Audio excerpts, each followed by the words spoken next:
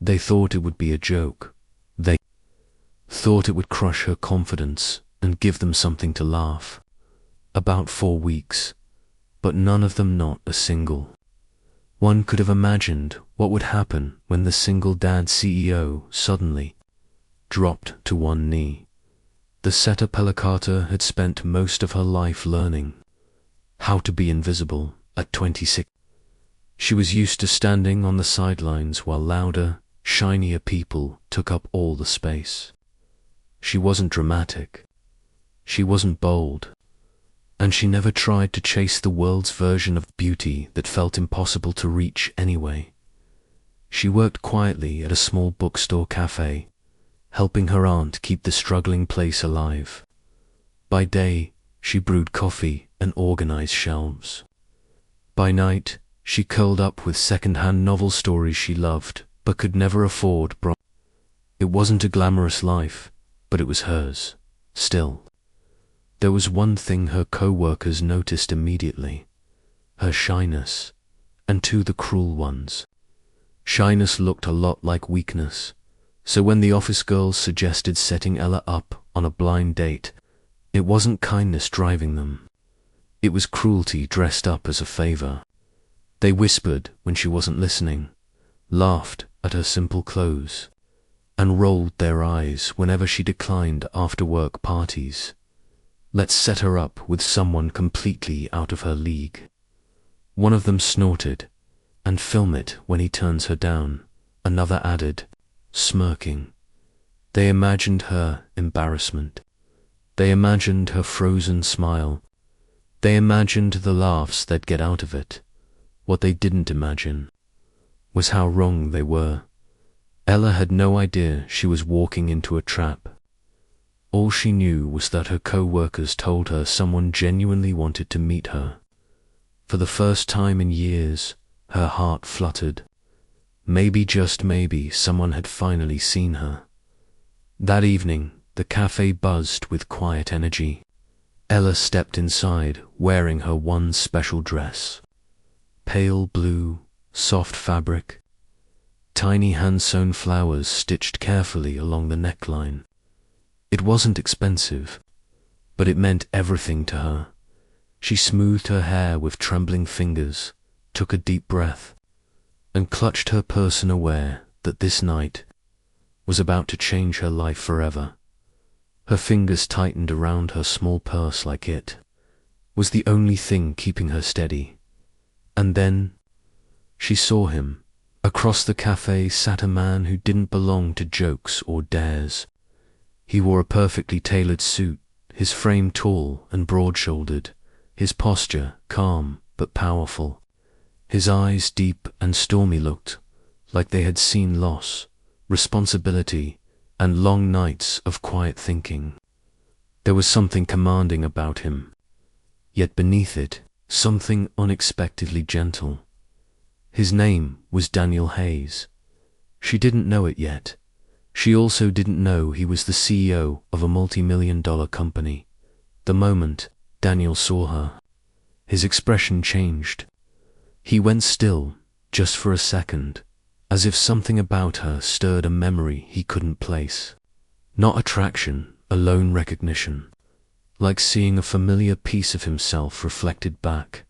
Ella didn't notice any of that. Her nerves were too loud. She walked over, sat down too quickly, fumbled with the menu, and whispered, I'm Ella." Daniel smiled, not polite, not forced. "Real, Daniel," he said softly. What Ella couldn't see were the watching eyes in the far corner of the cafe. Her co-workers crouched behind a shelf, stifling laughter, phones angled perfectly. They were waiting for the rejection, the awkward pause. The moment he realized she wasn't what they thought he deserved, they were sure this would be good. But Daniel didn't brush her off. He didn't check his phone. He didn't look bored. Instead, he leaned forward and listened. As the minutes passed, Ella's nerves slowly unraveled. Her voice steadied. She talked about her love for books, about how stories had been her escape growing up. She shared her quiet dream of opening a library cafe. Someday one just for kids where stories and hot chocolate could make broken hearts feel safe again. Daniel didn't laugh. He didn't interrupt. He listened like every word mattered, because to him, it did. What no one in that cafe knew was Daniel's own secret. He wasn't just a CEO, he was a single father.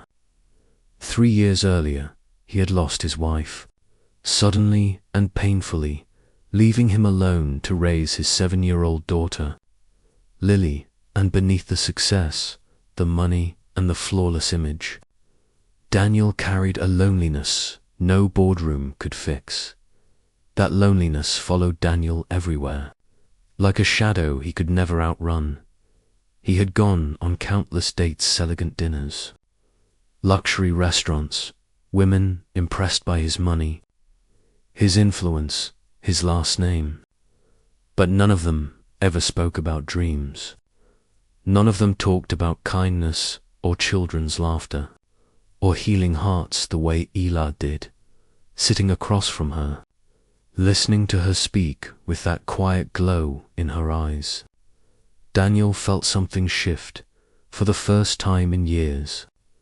He felt human again. Then came the moment that changed everything. Halfway through the date, Ella excused herself to the restroom. As she walked away, Daniel reached for his glass when laughter caught his attention. Sharp, cruel, familiar. From the corner of the cafe, we actually got her to come. Someone whispered, barely holding back a laugh. Can you believe it? She really thinks this is real. This is going to be priceless when he walks out on her. Wait till the whole office sees the video. Daniel's jaw clenched. In that instant, the truth unraveled in front of him. This wasn't an innocent setup. It wasn't awkward matchmaking. It was a trap. And Ella wasn't in on the joke. She was the joke. His chest burned not just with anger, but with something deeper. Protectiveness. The kind that rises when you realize someone gentle is being crushed for sport. When Ella returned, she noticed the change immediately. Daniel's eyes were different, now sharper, more intense, yet filled with an emotion she couldn't quite place. Her heart sank. Did I say something wrong? She wondered. Before she could speak, Daniel pushed his chair back, and then he did something no one expected. He stood up, and slowly, deliberately, he dropped to one knee. The cafe went completely silent. The girls in the corner froze, their phones shaking in their hands. This wasn't the ending they planned. This wasn't funny anymore. Ella, Daniel said, his voice calm, steady, and unmistakably sincere. I don't know you well yet, but I know this you deserve to be chosen. Not as a joke, not as someone's entertainment, but for who you are. He lifted his eyes to meet hers. And I want everyone here to know, I choose you. A wave of gasps rippled through the cafe. Ella's heart nearly stopped. Her breath caught, and tears filled her eyes before she could stop them. She didn't understand what was happening. Was this real? Why would a man like him, confident, powerful, clearly out of her world, say something like that to her? Around the cafe, the cruel girls stared in disbelief. Phones slipped from their hands. Their laughter vanished. The joke they had planned so carefully had collapsed into something they couldn't control. What was meant to humiliate her had turned into something else entirely. That night didn't end with a ring, but it ended with something far more powerful. Beginning. Daniel and Ella began seeing each other, slowly and carefully. Ella was hesitant, her heart guarded after years of being overlooked and underestimated. But Daniel never rushed her. He never pushed. He waited. He listened. And when the time felt right, he introduced her to the most important person in his life, his daughter. Lily, Ella's gentle warmth, won the little girl's heart almost instantly. Together, the three of them began to build something real, something honest. But it wasn't easy. Ella faced whispers everywhere she went. People claimed she was only with Daniel for his money. The board questioned whether a simple girl could stand beside a CEO.